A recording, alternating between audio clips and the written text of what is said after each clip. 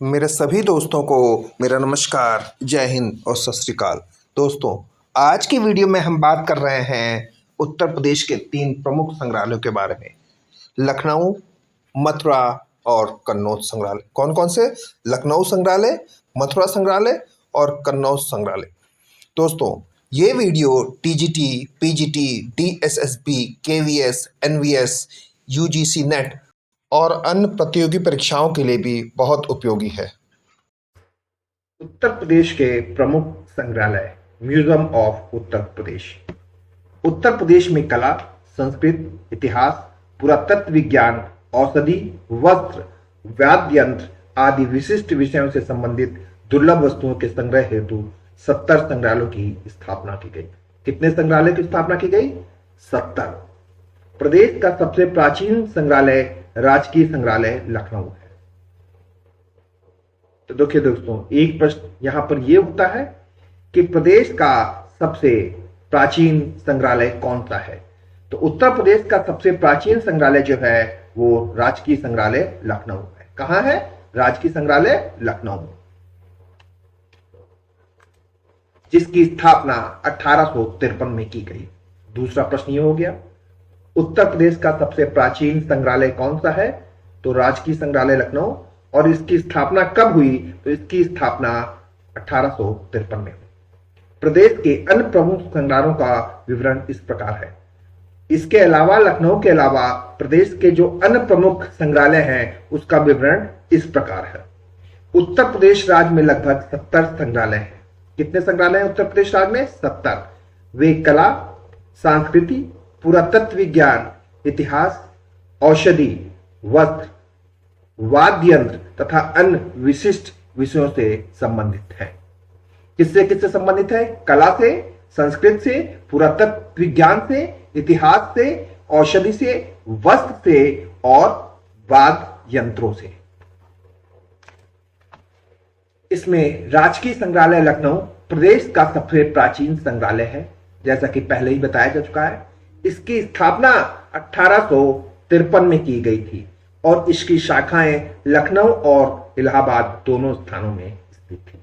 दोस्तों, जब राजकीय संग्रहालय लखनऊ की स्थापना की गई थी तो इसकी जो शाखाएं थी वो लखनऊ और इलाहाबाद दोनों में थी और 1860 में इन दोनों शाखाओं को मिला दिया गया। कब मिला दिया गया इन दोनों शाखाओं को? लखनऊ और इलाहाबाद की, तो 1860 में। यहां अनेक दुर्लभ वस्तुओं का संग्रह किया गया है। शोधकार, सुप्रसिद्ध विद्वानों के भाषण तथा जनता के लिए प्रदर्शनियां यहां आयोजित किया जाती हैं। अनेक दुर्लभ वस्तुओं को खरीदा भी जाता है। मलिक मोहम्मद जैसी की कृत पद्मावत की सचित्र पोथी कै की गई। क्या की गई? दोस्तों, जो मलिक मोहम्मद जैसी की कृत थी पद्मावत, जो कि एक सचित्र पोथी है, उसे खरीदा गया। ये कलाकृतियों में एक विशेष उपलब्धि है। इसमें 337 रंगीन चित्र हैं। ऐसा समझा जाता है कि देवनागरी अक्षरों में लिखी गई पद्मावत है। यह प्राचीनतम पोथी है। इसका रचना काल 1693 ईस्वी का है। इसके अलावा अन्य संग्रहालय निम्नलिखित हैं।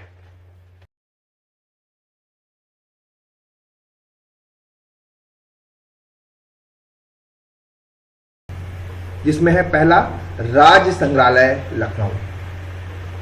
राज्य संग्रहालय लखनऊ उत्तर प्रदेश का प्राचीनतम तथा विशालतम बहुउद्देशीय संग्रहालय है। क्या है? जो राज्य संग्रहालय है लखनऊ का वो प्राचीनतम है और विशालतम भी है।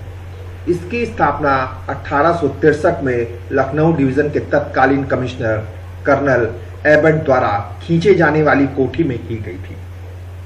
सन 1883 में यह प्रांतीय संग्रहालय के रूप में लाल बिरादरी में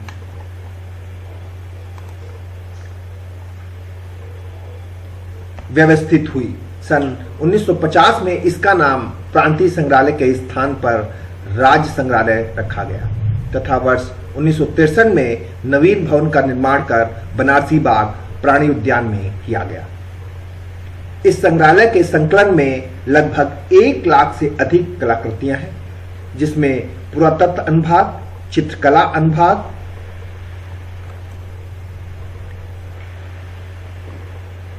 प्राणी शास्त्र अनुभाग, मुद्रा अनुभाग, कला एवं संचार कला अनुभाग और धातु कला अनुभाग आदि प्रमुख हैं। इसके साथ ही राज्य संग्रहालय लखनऊ में एक बृहद पुस्तकालय भी है, जहां भारतीय संस्कृत, कला, पुरातत्व, इतिहास तथा प्राचीन विद्या से संबंधित दुर्लभ पुस्तकें हैं, जो विशेष रूप से शोधार्थियों के लिए उपयोगी हैं। संग्रहालय ज्ञान का वातायन, भविष्य का शिक्षक, अतीत का संरक्षक एवं भविष्य का उन्नयक है। संग्रहालय सांस्कृतिक संपदा, ऐतिहासिक एवं पुरातात्विक धरोहरों को सुरक्षित एवं संरक्षित करने का वह केंद्र है, जहां प्राचीन कलाकृतियों को संग्रहित कर राष्ट्र के अतीत की गौरवशाली संस्कृति का दर्शन शोधार्थियों, बुद्धिजीवियों तथा सामान्य जनमानस को कराया जाता है। संग्रहालय का कार्य कलाकृतियों एवं पुरावशेषों का संग्रह करना है। दोस्तों, यहाँ पर लखनऊ संग्रहालय से प्राप्त कुछ कलाकृतियाँ हम प्रदर्शित कर रहे हैं।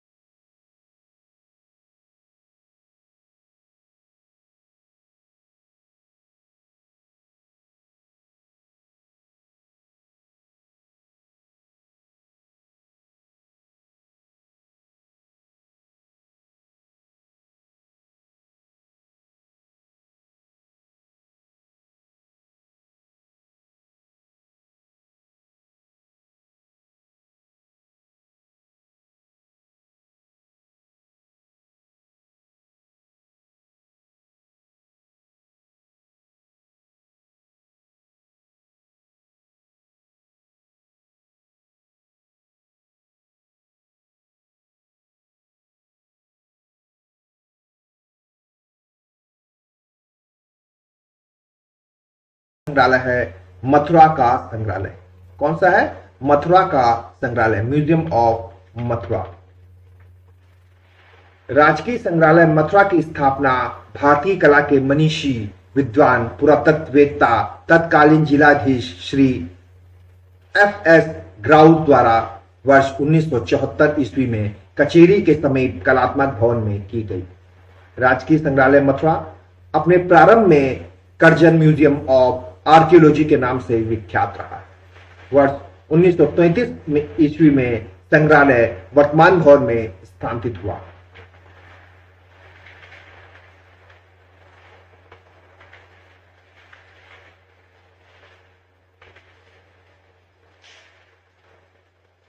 वर्ष 1945 से इसे पुरातत्व संग्रहालय तथा वर्ष 1974 से राजकीय संग्रहालय मथुरा के रूप में जाना जाता है।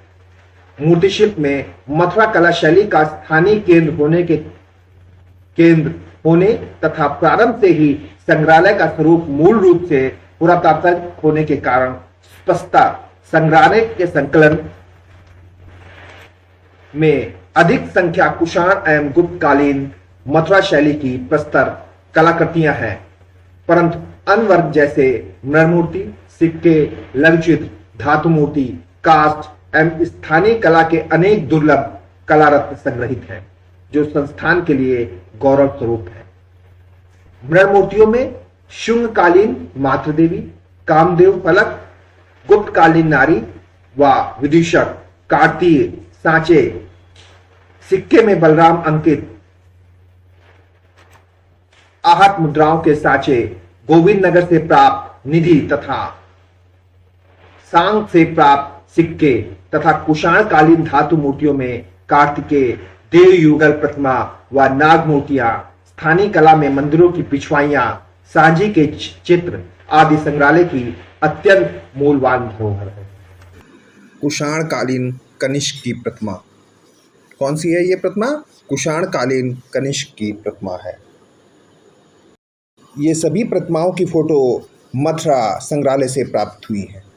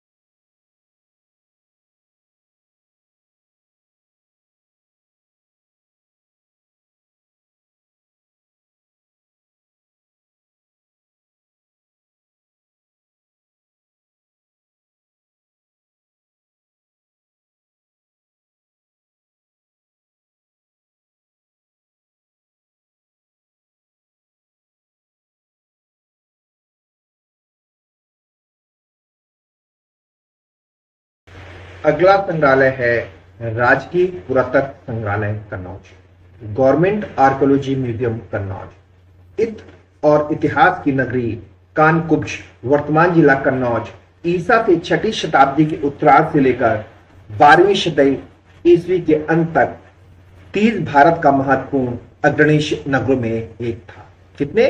टॉप 30 शहरों में एक था। कौन सा? कन्नौज। कन्नौज लगभग 600 वर्ष तक उत्तर भारत का केंद्र बिंदु रहा। देखिए दोस्तों, कन्नौज जो था वो लगभग 600 वर्ष तक उत्तर भारत का केंद्र बिंदु था, जहां मौखरी वंश, वर्धन वंश, प्रतिहार वंश, गढ़वाल वंश पुष्पित पल्लवित हुए। 9वीं शती ईस्वी में कन्नौज दक्षिण के राजपूत, पूर्व के पाल और उत्तर पश्चिम के प्रतिहार शक्तियों के मध्य त्रिकोणात्मक शक्ति संतुलन का केंद्र बन गया था। जिस प्रकार मौर्य युग से लेकर गुप्त काल तक पाटलिपुत्र का शासक भारत का सार्वभौम चक्रवर्ती सम्राट माना जाता है, उसी प्रकार हर्षोत्तर काल में कन्नकुब्ज धिपति को शक्ति का प्रतीक माना जाता था। उसी प्रकार हर्षोत्तर काल में कन्नकुब्ज धिपति को शक्ति का प्रतीक माना जाता था। कन्नौज संग्रहालय समिति ने 25 फरवरी 1975 को कन्नौज में संग्रहालय की स्थापना की। कन्नौज संग्रहालय में प्रागैतिहासिक अस्त्र उपकरण, महाभारत कालीन स्लेटी भूरे चित्रित पात्र, उत्तरी कृष्ण मार्जित मृदंड, पाटल मुद्रा सील, सिक्के, मृमूर्तियां, हाथी दांत की कलाकृतियां, मन के पाषाण प्रतिमाएं संग्रहित हैं, जिसमें विशेष रावणानुग्रह भैरव रूप में विषपान, तपस्विनी, पार्वती, कार्तिकेय, नृत्य गणेश, विष्णु, विश्वरूप विष्णु, हरिहर, सूर्य प्रतिमाएं, ब्रह्मा, अग्निदेवी प्रतिमाएं, महिषासुर मर्दिनी, दुर्गा, शांति रूप दुर्गा, चामुंडा, सप मातृका, नवग्रह, तीर्थकर प्रतिमाएं संग्रहित हैं। यह संग्रहालय प्रतिहार काल की कलाकृतियों के लिए विश्व विख्यात है। किस लिए विख्यात है? प्रतिहार काल की कलाकृतियों के लिए। कन्नौज संग्रहालय समिति ने 25 फरवरी 1975 को कन्नौज में एक संग्रहालय की स्थापना की। वर्ष 1955 में सांस्कृतिक विभाग द्वारा इस संग्रहालय को अधिग्रहण करने का निर्णय शासन द्वारा लिया गया। 29 फरवरी 1996 को पुरातत्व संग्रहालय को शासकीय संग्रहालय घोषित करते हुए राजकीय पुरातत्व संग्रहालय का स्वरूप प्रदान किया गया। उक्त संग्रहालय का नवीन भवन बनकर तैयार हो गया है।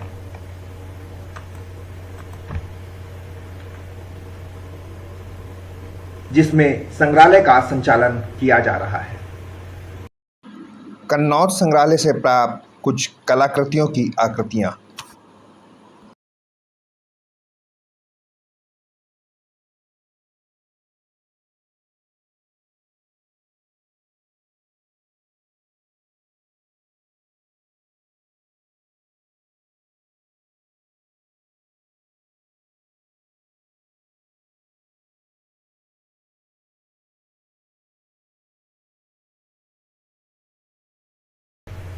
अगला संग्रहालय है अंतरराष्ट्रीय रामकथा संग्रहालय एवं आर्ट गैलरी अयोध्या। अयोध्या के महत्व तथा राम कथा की व्यापकता को दृष्टिगत रखते हुए मर्यादा पुरुषोत्तम श्री राम की जन्म स्थली और भारतीय जनमानस की वंदनीय नगरी अयोध्या में संस्कृत विभाग उत्तर प्रदेश सरकार द्वारा अंतरराष्ट्रीय रामकथा संग्रहालय एवं आर्ट गैलरी की स्थापना जनवरी 1988 में की गई। तब से निरंतर अपने उद्देश्यों के प्रति रामकथा संग्रहालय अग्रसर है। संग्रहालय का उद्देश्य जहां एक ओर रामकथा विषयक सचित्र, पांडुलिपियां, मूर्तियां, रामलीला व अन्य कलाओं से संबंधित सामग्री, अयोध्या परिक्षेत्र के परावेशों, दुर्लभ सांस्कृतिक संपदा व प्रदर्श कलाओं,